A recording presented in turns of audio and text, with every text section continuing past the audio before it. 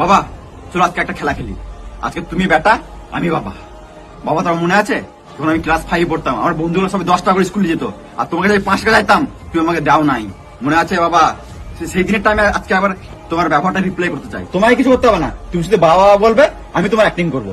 আমার একটাই চান্স হবে, একটাই চান্স, ঠিক আছে বাবা?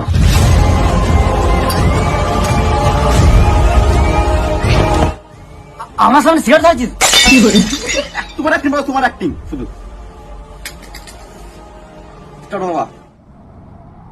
বাবা বাবা বাবা শুনতে পেয়েছি কাজ তো আমি আমি জানি তো 5 কাছে বিড়ি খাবি, পাঁচ ছেলে খাগা বাবার সামনে গাল।